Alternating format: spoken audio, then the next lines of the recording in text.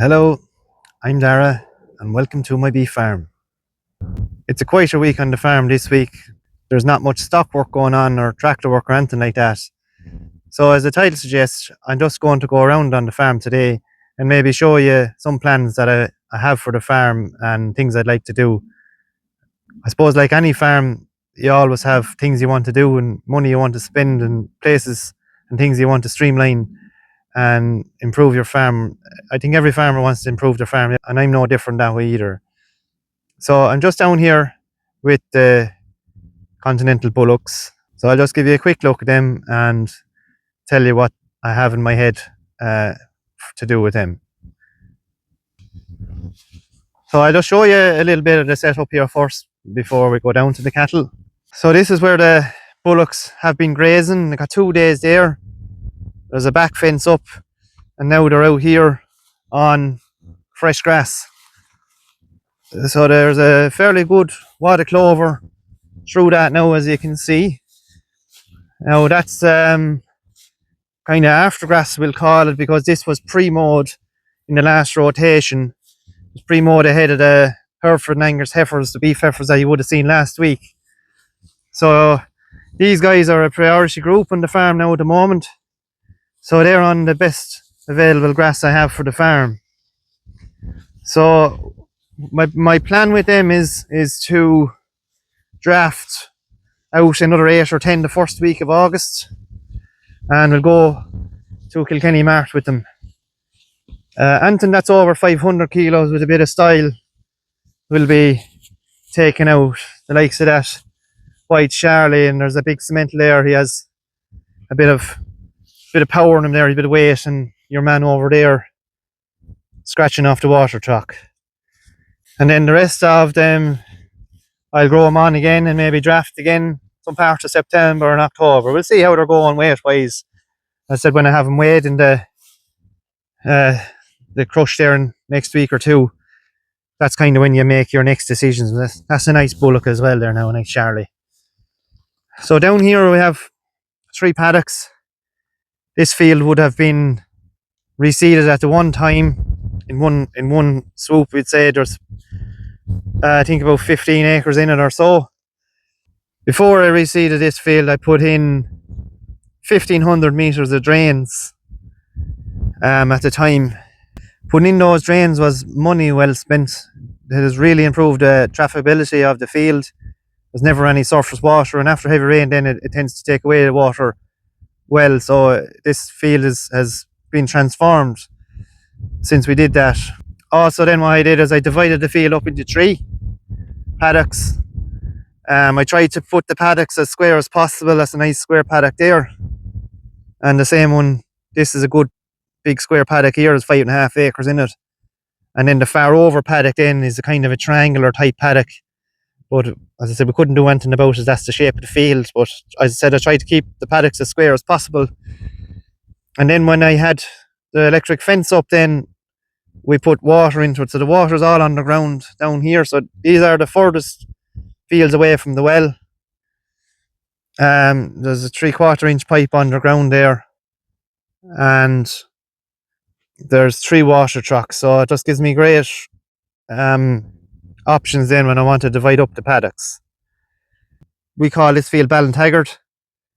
Say we're going to Ballintaggart, this is where we're going, coming down to this field. But all the paddocks now are individually numbered now. So that's paddock 12. Paddock 12 is out there. This is paddock 13. And 14 is the next one down, and then so on. So paddock 12, I have that earmarked for reseeding for next year. It's gone very dirty. A lot of dock roots in it. And I just need to start freshening up things down here again. And it's probably not as quick now to recover as other fields are. But there's a bad dock problem, so I need to get that kind of sorted out next year. So that's, I suppose, part of the farm plan now, is to start back reseeding down this end of the farm again. So that's the first paddock anyway to be reseeded for next year. And then, you're having good grass under these cattle then, and it helps to maintain weight gain all the time and having no lag periods with them. And The newer the grass is, the quicker it recovers after grazing. Better response you have to fertilizer. Plenty of clover in it. You're getting loads of free protein in there. Growing frame. Oh, that's what I want to do, is keep good grass in front of all the cattle, high clover swards, and keep all these cattle thriving and gaining over a kilo a day. Now that the rain has arrived back again, the timing couldn't have actually been better with that rain. We're just kind of squeaky bum time there, but it's nice to see the rain back again. A little bit of a give in the ground. Grass should get growing again. So that comes to what we're at again here. Have the fertilizer spreader on, and I'm going to spread about 30 units of nitrogen. I'm going to use a product called Richland. It's a compound. It's a compound, as I was saying. So 22.7 nitrogen, 2.5 phosphorus, and 5% potassium, and it has sulfur and trace elements. I've been using that fertilizer for a couple of years, and whatever is in it, I find it very good here. I get a very good response from it. So the last 2 rounds here would have been just straight protected urea, straight nitrogen. So now I'm just putting out a compound. I like to put out a compound there in kind of July, August, and it just gives another kick along. I find it grow a lot of grass then, and nice healthy green grass then. So we get out about 30 units of that, and we cover the whole farm there today and tomorrow, and hopefully set the farm up now and keep grass growing there into the autumn time. When we're talking about farm plans as well, I'm gathering up every last bit of scrap I can find, and I'm putting it up there against the wall, and I'm also putting it up there. So when I think I have everything gathered up there, I'll ring a scrap merchant and get that place tidied up and get the farm tidy and looking nice, and sure, hopefully there'd be some few pound to be got from my efforts as well there. I'm just in the old farmyard. So this old farmyard is beside the main yard. This was a neighbour's place. The 2 places were side by side. This was Green's, and I bought this place when I was 24. There's an old dwelling house up there. You'd see these buildings, sometimes people have commented on the roofs and stuff in the back and what's the story with them. So I'll tell you what the story is with them. That's a 2-story building. It was the stables. In there there was three stables in there, kind of tying points, and this was probably a storage house. Upstairs then the hay was kept, and in the floor of the loft then there was little hatches, I suppose, where the hay was thrown down into mangers for the horses to eat. There is a blocked up doorway on the gable end of the house. This house here then, with the bigger door, was the cart was kept in there. There used to be 2 carts in there. And the next one then is the dairy. The Alpha Laval sign was on that door. And the slated roof then, there's 2 cow houses up along there. There's still the bales that the cows would have been tied in. So the roofs on those houses down along there are good, but the one on this is not good. Sure, when I bought this place back when I was 24, the roof was pretty much intact in it, and I know there did 1 hole come in it there, and I think I had a cherry picker out and I repaired it. Now the problem is the slates on this roof are bigger slates than the slates on this roof, so I didn't have any slates to fit that properly. And then because it's such a high roof that when a few slates did slip in it and a hole came in it, I couldn't get up there. It's not safe. It's high. You'd need scaffolding and safety gear and stuff. Whereas the one down there, whenever a slate slips off that, it's easy to go down and do it. But what I'd like to do is someday, and this is not today or tomorrow. There's a hell of a lot of jobs ahead of that roof. But I would like to put a roof back on that shed. Now what I do is, maybe if I could salvage all the slates off it and and slate this side of it, which is the side facing out towards the road, and put just maybe some sort of sheeting or cladding on the other side, and then maybe get some new doors on it. People would say to me, why would you waste your money on that, or wouldn't you be as well to go level it? And an advisor said that to me before, but as I said back to him, it's very easy level a building, but it takes a hell of a lot of money to build something back again. So really all those buildings would be storage. What I would like to do out here, if I stay at the calf to beef thing, is I would like to build a calf shed that I can put all my calves in it, and I'm not trying to juggle around other sheds. And always the system is always under a little bit of pressure to have cows calf, to have animals finished, to kind of keep everything moved on, so to have straw sheds free to put calves into.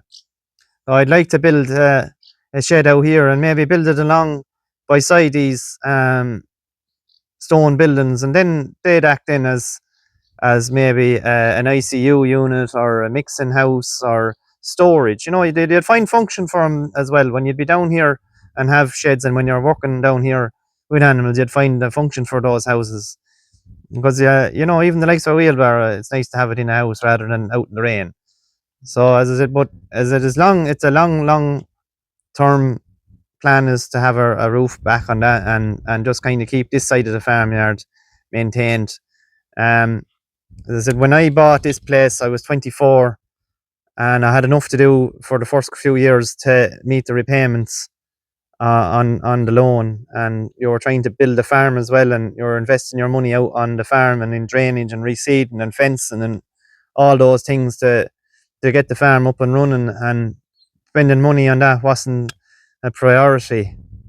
So it kind of got to the stage then where a small hole became a big hole, and an even bigger hole. And then for every storm that comes now is prevailing wind is busting off the slates off it. So it's got to the stage of where it is now. But look, I just had to take that. Like, I don't like looking at it, but that's yeah. As I said, you have to prioritize your money, and it's when you have your place up and running and your debt paid down, that's when you have maybe a bit of spare cash to kind of do little things like that. So hopefully it'll be done anyway.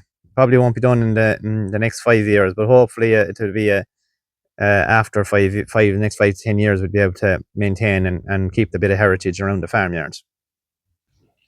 Here's the slatted shed that I use. If you can see that, it says 1990.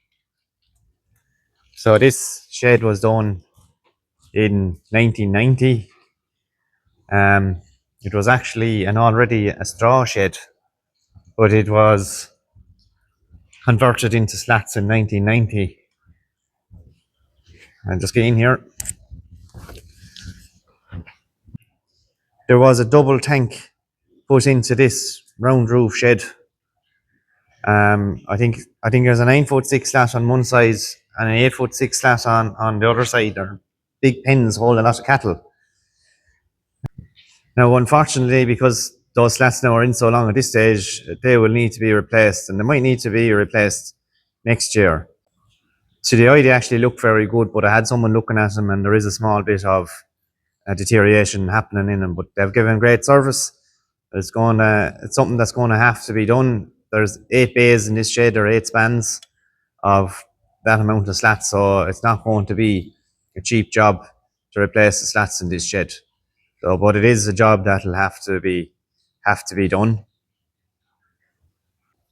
So if we look up there, then you see the next issue. My roof. My roof is getting shook on this shed. So that is another thing that'll have to be done. That roof will have to be completely replaced. Probably in the next 2 or 3 years. The first bay of the shed was done. It actually got blown off in the storm there. And I replaced all the timbers and the sheeting and that. So that much is done.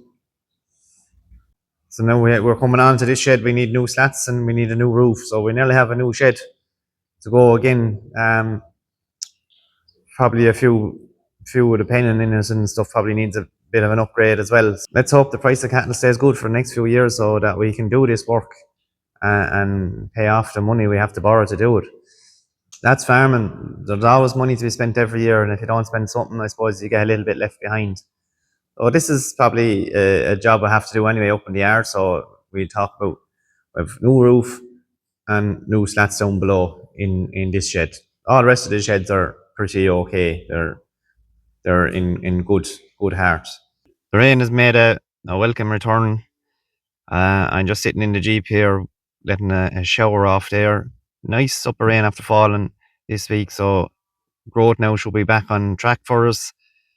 In last week's video, I know we were saying that we have to feed a little bit silage, but it looks like we'll probably avoid that now. Things will be tight, but we have, with the fertilizer out now and rain falling and the temperatures are still well up there, a growth should start moving on, especially now since we've got over this kind of stage where the grass wants to head out and generate a seed. So grass should be finished that now, so it should start growing nice leafy grass now from here on again. But I'm just out here in paddock 24. It's actually called the pond field, but it's divided into paddock 23 and 24. And I'll just show you what I plan to do here. So this is paddock 24. And I'm not sure when I received this. It was done probably 2010 maybe, or something along those lines. But it badly needs to be redone again. There's an awful lot of ducks back in the sward again. And this is a paddock I would have actually went and knapsacked every duck root in this field. I just got sick of them, and I sprayed it as well, but I just can't seem to control them. And I think the only thing to do now is come out here with a full reseed. So that'll be done now in the next fortnight. I might get one more grazing off it. I'll see. If grass starts growing well enough again, I'll spray it off in the next week. And if I think I need it for another grazing, I'll graze it once more and spray it off in about 3 weeks' time. So I probably won't plough this. It's a lovely level field. No matter what way you drive it, it's level. So I want to do as minimal soil disturbances as I can. There's a reason also why I want to do as minimal soil disturbances. I want to change the direction of the electric fence in this field. So the electric fence runs up that way and divides these two paddocks. Now the cows have just come off these paddocks. They've just come off the paddock outside as there this morning. So there's 2 water trucks down there, one for either side of the wire, and 2 water trucks up there, again, one for either side of the wire. So you can break this paddock up into quarters. If you see where those animals are down there, that's where I put in new roadway. You might see it in one of the videos. So what I want to do now is take down this wire and run it that way. So there'll be a new gap put in down there. So these 2 paddocks, there'll be a paddock here and a paddock there and a wire down the middle. And it'll be running this way. So that road then will service this paddock and that paddock. And it also goes out over there into another paddock, and obviously the road down there. So it gives more function for that road. Before this paddock here, I can go out there all right, but this paddock here, then I have to run back across there, and whatever's in it, they always tend to come down into this corner here. They're never overly willing to go up that way. If I want to do anything out of the ordinary, if I'm not bringing them into this paddock here and I want to go out over there, they're not overly willing to go. Whether it's the fall of the field is down this way and they just naturally gravitate over to it. So so now said I'm going to change that wire and run it down there. So that's why this field, as I said, is level no matter what way you drive it. If I was to plough this field that way and then turn the wire this way, it'd be like crossing a washboard maybe for a year or two, because no matter how well you level it, there's always that little bit of choppiness in it. So like this field will be driven this way now after I change the wire next year. That paddock was reseeded 3 years ago, 4 years ago at most. Good paddock to grow grass. This one is getting bet now. The recovery is just not in it like the paddock beside it there, where you come off it and 3 days later it's lush green again. Whereas this one, it's fine in the springtime. You get it has early grass on it because it's a dry paddock, but after that then it just doesn't recover as quick. So yeah, this is on the cow ground, so I need to get this one kind of done this year. So I'd have about 9 acres then of reseeding done this year, and then that'll be right good grass then for next year, well set up, so we can move on then to another part of the farm as well and start reseeding. So I'm just down at the end of this paddock, so I'll just turn around the camera. So if you see that water truck over there, the main water line is on the ground there, and it's coming up. It comes up along here, and it's coming out through that gap there, and the water pipe then is heading up parallel with that electric fence the whole way up along. So halfway up the field then I'll have to dig down and find that pipe and put a T-joiner, and what I'll do is I'll put a truck up here and a truck over here. So these two trucks here, I'll have to dig down and find the T-joiner, take it off it and put a straight joiner on it. They won't be needed anymore. They'll be moved onto the new electric fence. This rubbish here, you'd say you're a great man to grow thistles, but there's actually, to my shame, there's actually a new hedgerow there. If anyone knows if I can spray thistles or put a spray to control that kind of thing without killing my hedgerow. So my hedge here is actually all native Irish species. There's white thorn, there's hazel, blackthorn, and there's a few other things in it. I don't know anything about hedges really, but that was sown the spring of 2024. So a job I have to do is fence it properly. I have just a temporary wire running down along there, so I want to put 2 strands of permanent wire in it. I actually have the stakes driven there, the strainers drove them there in the autumn and last year, but I just never got around to fully fencing it, even though I have the stakes and everything there. So it's just a matter of kind of saying to myself, right, what am I going to do today? I want to come out here and fence, but I have to get in. I have to come out with a strimmer now or something and cut all them thistles out of it. So it's a fucking bit of maintenance in it to get the hedge to grow up. So that's another job for me, is a job on the post driver, and continue that one over across there. To make matters worse is when I bought this bit of ground here, there was a hedge there, and in my wisdom as a 24, 25-year-old young man starting off farming, I took out the ditch, and now I'm after putting the ditch back. Now there was a bad gappy ditch in it, but it could have been rejuvenated into making a nice hedgerow. But anyway, that's the joys of being young and wanting to put your stamp on a farm.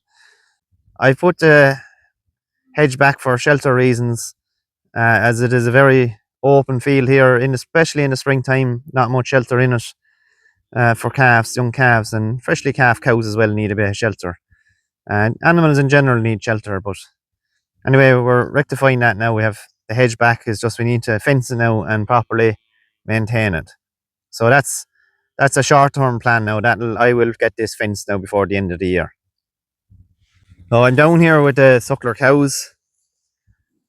Both people will be kind of wondering what I'm doing with the stock then, and we have exceptionally high beef prices at the moment and exceptionally high weaning prices, and people will be asking me, are you selling weanlings? And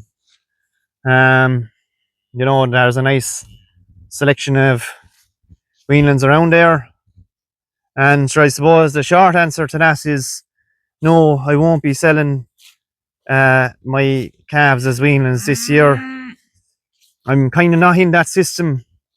I never really was. I was always in the store system, so I'm not going to make any sudden changes to the system or start selling extra stock, especially when they're at high prices they are, because obviously that brings on its own issues then as regards tax and things like that. So if you sell all your cattle this year, then you have nothing to sell next year.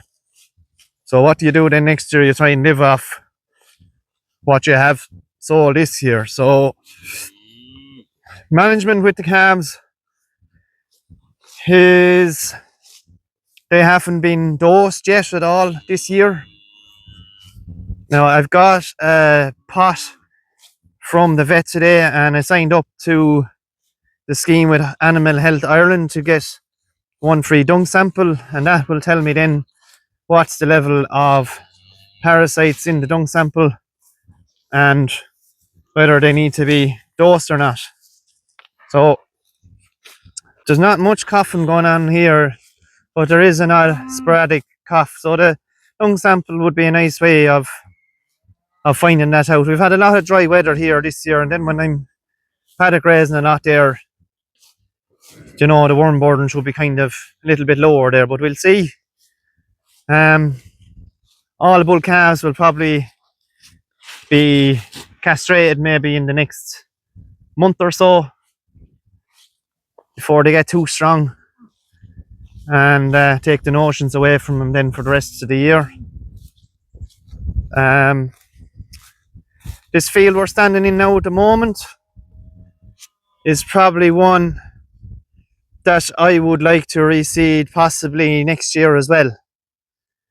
There's a right bit of clover in it. It has recovered well this year, but it's usually a paddock that kind of gets kind of a bit of a trampling in the springtime because it's kind of a dry paddock. So I suppose a question I get asked at us is, am I going to increase cow numbers since price of beef is so good? And the answer to that is I don't know. Everyone was getting out of sucklers for the last number of years, and why would I be suddenly getting into more sucklers?